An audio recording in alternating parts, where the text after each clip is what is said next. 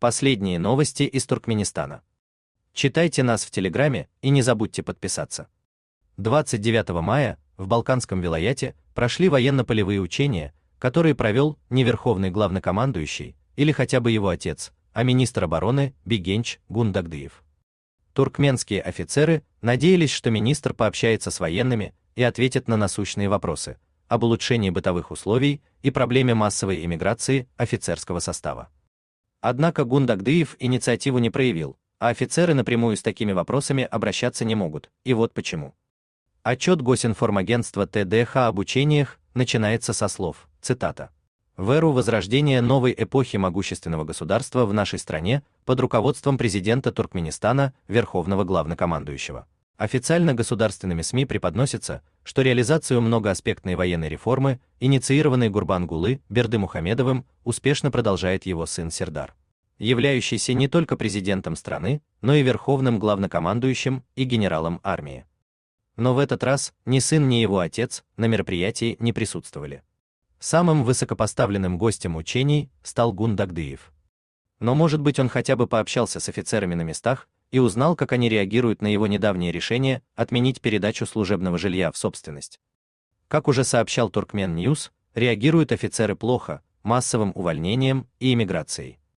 Никакого общения с Гундагдыевым не было, отметил источник. Во-первых, офицеры сами его боятся и не любят. Во-вторых, свита министра знает таких неблагонадежных офицеров.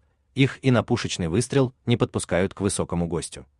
Но даже если бы кто-то и донес до министра чаяния офицеров по поводу плохих бытовых условий и низких зарплат, то вряд ли это принесло бы пользу. Не так давно один высокопоставленный офицер собрал документы и отправил в Минобороны запрос установить подчиненным 10% надбавку за службу во вредных условиях. Запрос, конечно, отклонили, а самого этого офицера по личному приказу Гундагдыева перевели на службу на границу с Афганистаном в Серхетабад.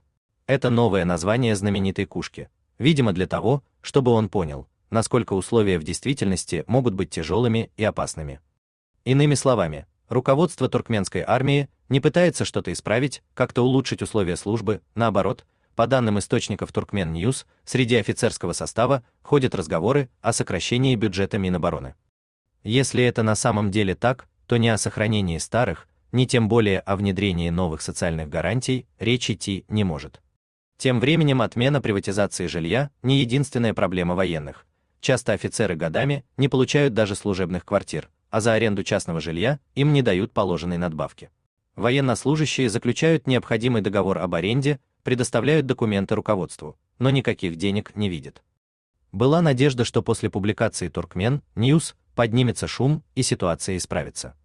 Однако никакой реакции на материал не последовало. В результате, по сообщениям источников, все больше офицеров увольняются и уезжают на заработки за границу.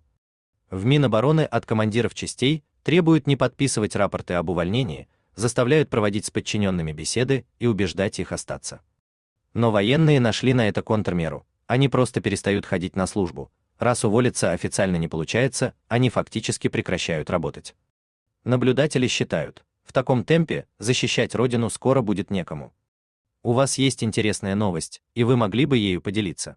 Пишите нам в секретном чате Телеграма. Мы никогда не раскрываем свои источники и гарантируем полную безопасность.